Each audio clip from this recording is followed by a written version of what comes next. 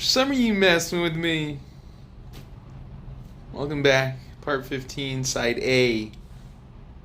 Side A of the Animus. That's my AA. You know what my AA is? Side A of the Animus. Yep. I hope I'm not being messed with. Some of you mess with me in the video games.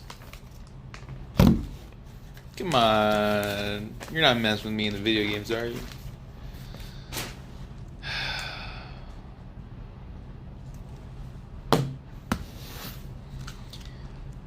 Well, unholy guacamole. We've got ourselves a mukbang episode to complete. Mukbang, bang, bang.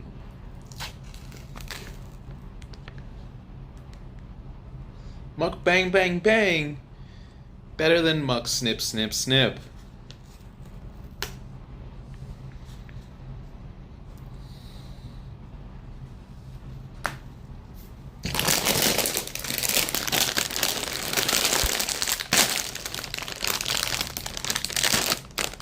Anyways.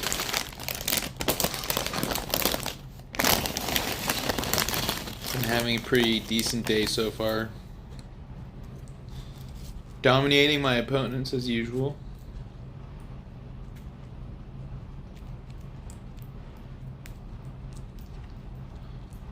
Just getting my groove on. Just listen to that.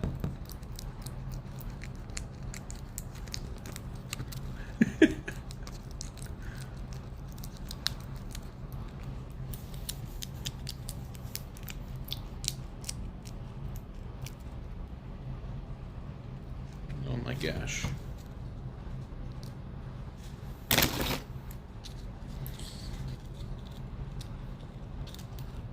Gotta share the deliciousness.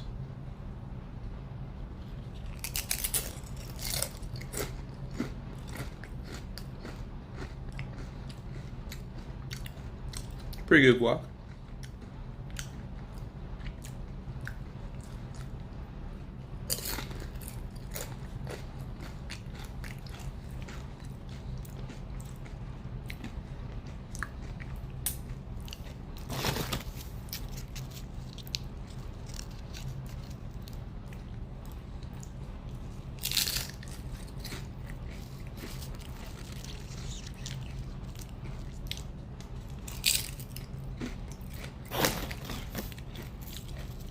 How do I look?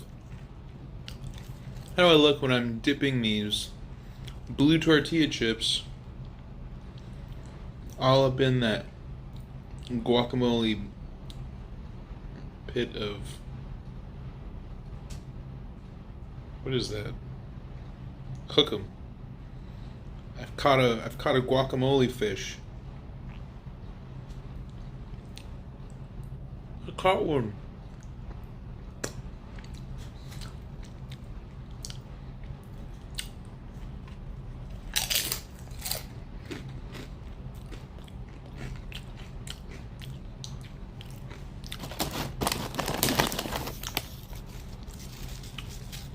This is not spicy at all.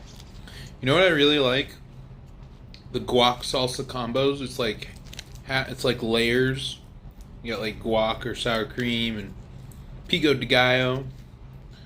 It's a good combo.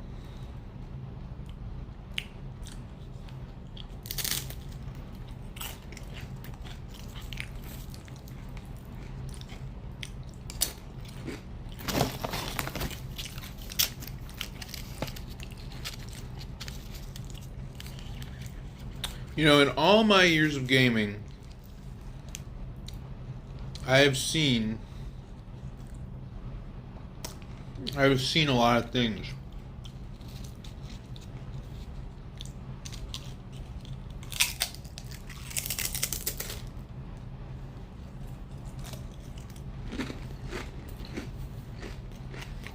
And nothing had prepared me for the type of gaming shenanigans that have gone on in these past couple months.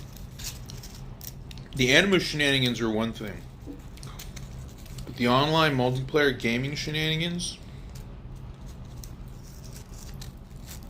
it's a whole different thing, man.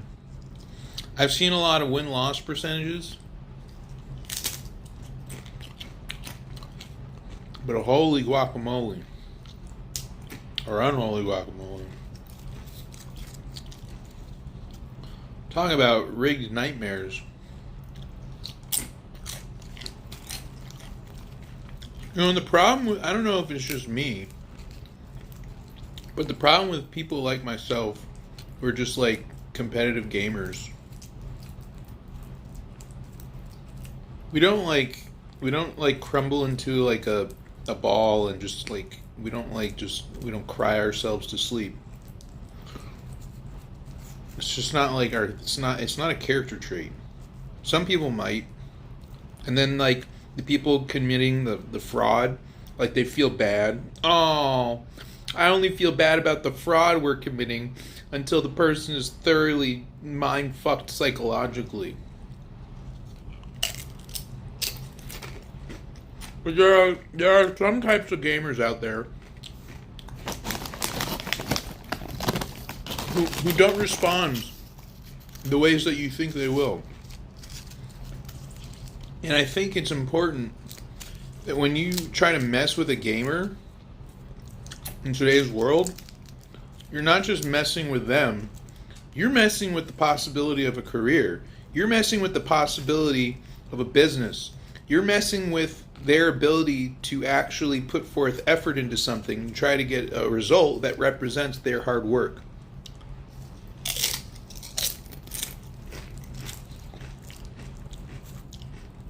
So you're literally going to war with people, and some people will, they'll defend themselves. There will be defenses, and I think I'm positive that given the right level of motivation,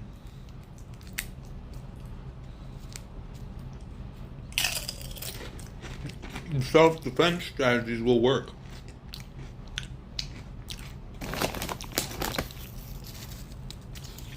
Anyways, I thought I'd share part of what was on my mind.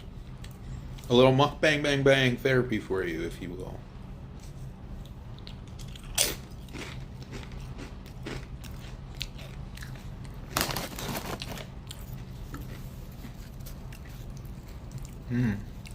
It's quite nice. There's a little bit of salsa in there.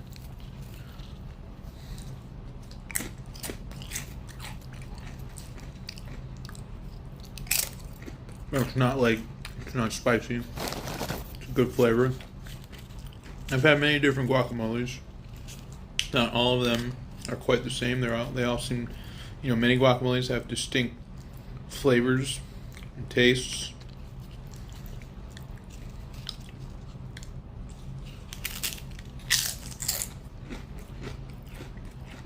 Pretty good. You know what'd be good? If I had like some tacos. Some tacos. Put this on taco. Burrito maybe?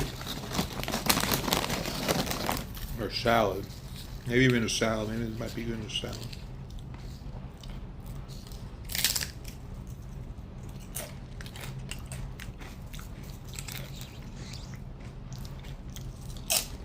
And this is the first time I'm not going to eat all the things in the back. But there's no way I'm eating this. Look at this giant bag of chips. And there's no way I'm going to eat all these. And I'm pretty sure that if I don't eat them, ants will get to them. I'll munch on it through the rest of the night.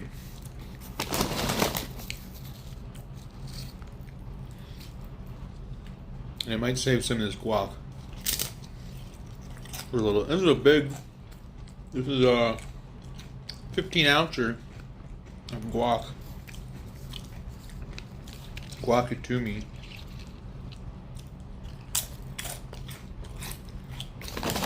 Oh, you know, if you get like a steak or a chicken tortilla, some like fajita peppers and onions. Oh man.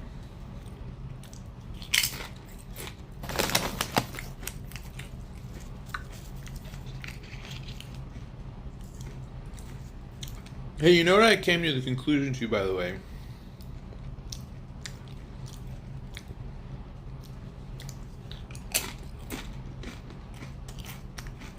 The only way the idea of God can exist is if God can die. And I think we're living in a generation and a time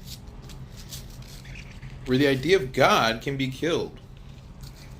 You got all these people using all this technological power to influence financial markets, to create content entertainment, to mind control people, to get them to speak and say things a certain way. And a lot of them are doing it under the guise of some sort of religious belief.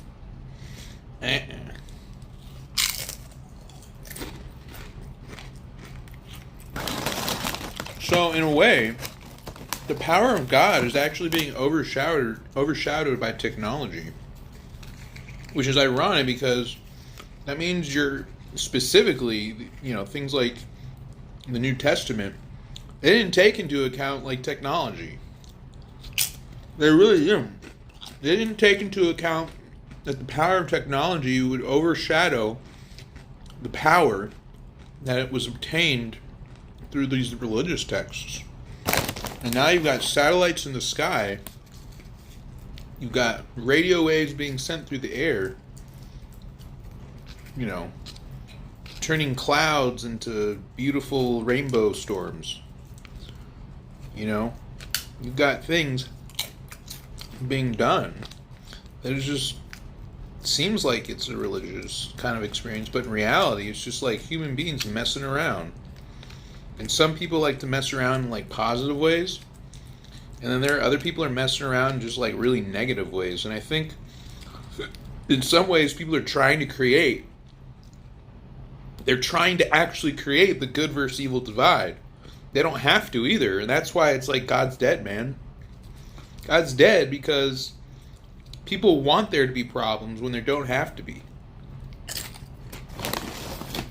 Because you need this, they need that story. So if this idea of good versus evil in the God's world relies on people manufacturing what good and evil is, then God's dead. But with that being said, that means God existed for, you know, in a certain context, God did exist. But they're dead now. And I have a real problem, like a super big problem, with all this religious belief selling the idea of an eternal afterlife or an eternal experience after this experience, this existence, some kind of eternal existence. It just runs into it runs into some very odd problems. Like, for example, you go to this eternal afterlife, right? Final level, right?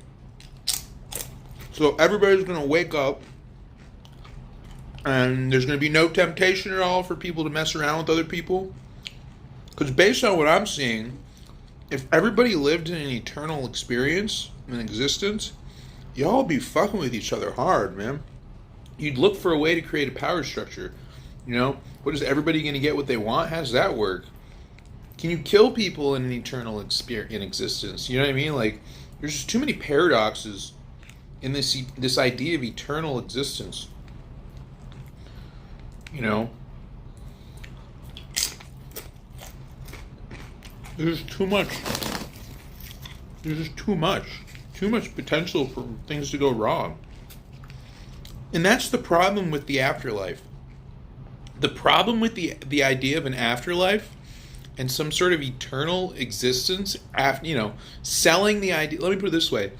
And they take advantage of people too. It's like they tell people who don't have a good life now that it's okay because in the afterlife you'll have paradise. Based on what proof or evidence? What evidence? What evidence there's not one person that has one shred of evidence that there's any afterlife or there's any eternal existence after this one. Zero. Goose egg. So people are being sold on some idea that there's some sort of next eternal experience that lasts forever, by the way. And what's that doing? It's taking advantage of people. It's creating that heaven and hell divide. It's lying. Christianity has literally been responsible for every single crime committed. If that's the case, why does anybody listen to Christianity? Like, why would anybody want to be a part of a group of people that have been responsible for every single crime that has ever been committed? I'm curious. Why would anybody want to associate with a group that's been responsible for every single crime ever committed in humanity?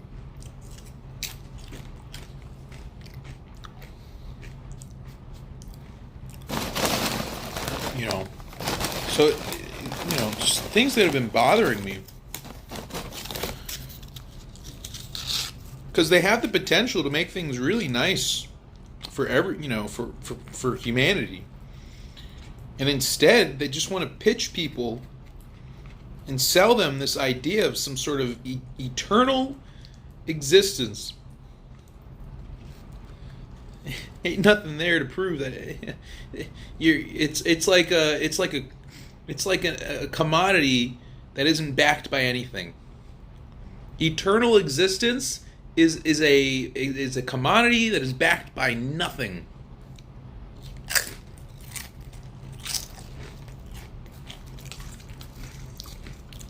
Selling some idea backed by zero zilch.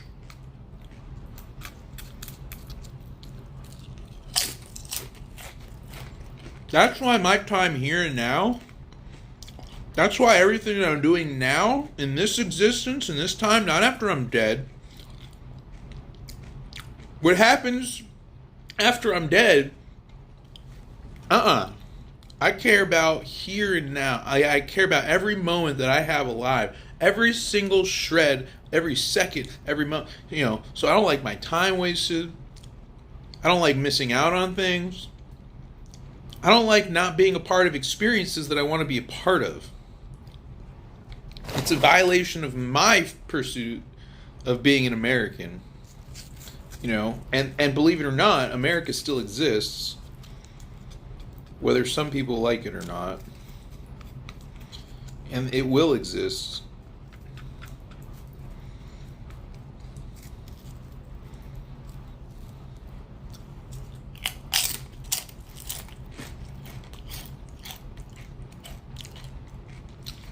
With that being said,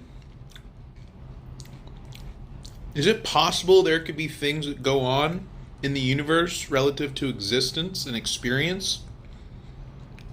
Sure. Sure, it's entirely possible.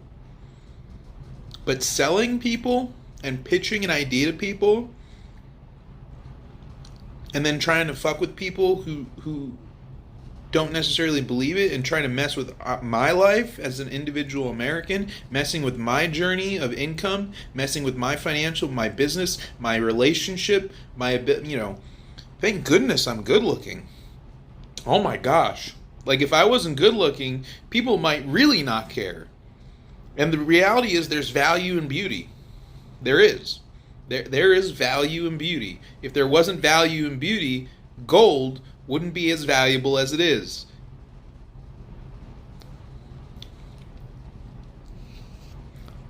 Gold is beautiful. And that's part of what gives it its value. Part of what gives things their value is beauty. You make an ugly, here I'll give you, you make this a same product, one ugly, one beautiful. The beautiful product is going to have more value. Sorry, but it just is. Sure, people are going to have art interpretations of everything. Beauty is in the eye of the beholder. Sure, but at the same time, we have female pageant contests where beauty exists on a level that is pretty defined.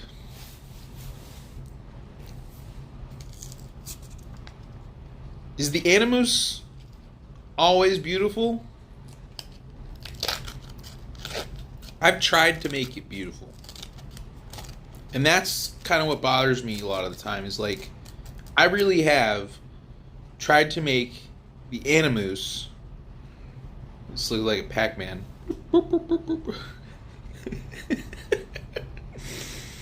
I have a Pac-Man shirt. This is my second Pac-Man shirt. Waka waka waka waka waka waka waka waka waka waka waka. I really have tried to make the Animus a beautiful experience. I have tried to make my gaming a beautiful experience. I have tried for a very long time. I've been trying to make this a beautiful experience. This is vanilla pudding, by the way, vanilla pudding.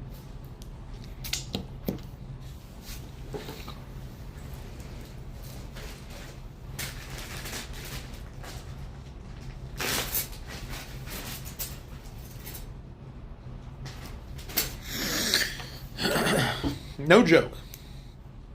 And people have done things to try to make it not so beautiful. And some people try to find the beauty in no matter what, and I thank you, let me put it this way. Even though I might not have friends in this whole gaming experience, even though I might be a friendless person, I still have fans. I still have, people who, are acquaintanced to something that I'm doing. There's still people involved. I don't hate humanity, but there's, it's still friendless.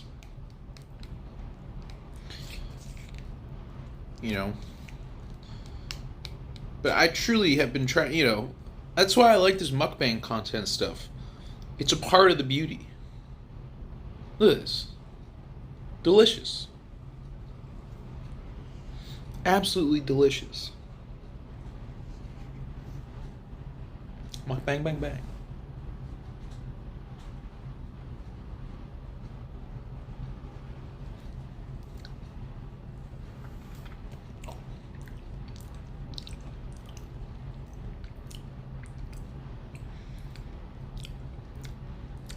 It's okay. Kind of like tapioca without the little tapioca balls. Speaking of balls.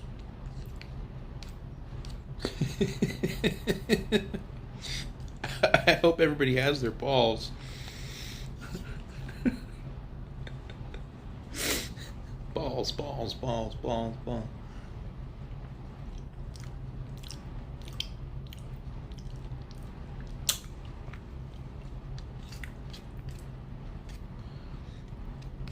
And I'm really sorry to the people that wanted me to turn this into some sort of like kid-friendly experience.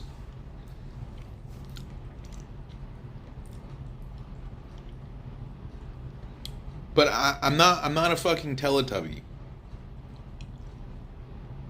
To make a long story short, the reason my content is not for kids, not meant for kids, I'm not a child's content creator. The reason why is because I'm not a goddamn Teletubby or Barney the dinosaur or fucking Sesame Street bird.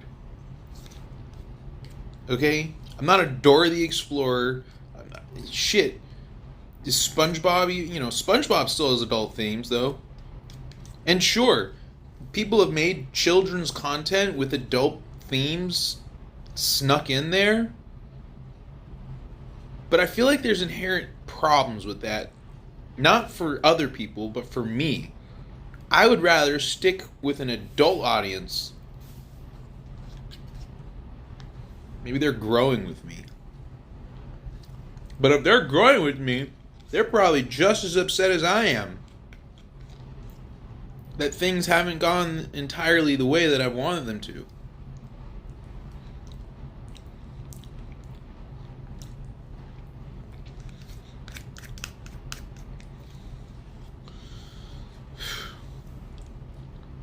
I'll tell you this. I'd rather have the mob of angry pitchforks and shovels and torches. I'd rather have them on my side.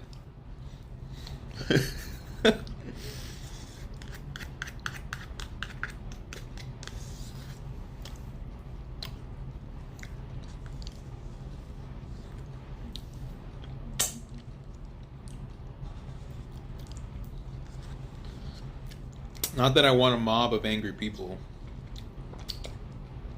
But let's be honest. If there are fans of mine and they're just as upset about what's going on,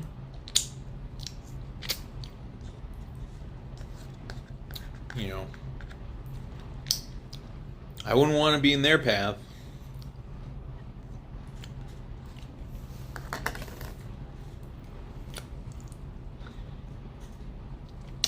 Delicious. Well, I think that covers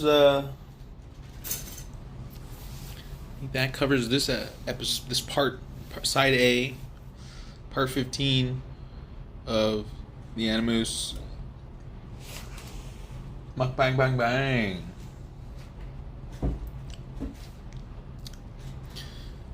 So yeah. All right, let's turn over to side B, part 15, and get our little grind in. And then, you know, however long it takes to continue that storyline. I don't know how long does it take to beat that little Animus game, but whatever, man. Till some other cool games come out on mobile, this is what we got right now. The Rebellion. So shit.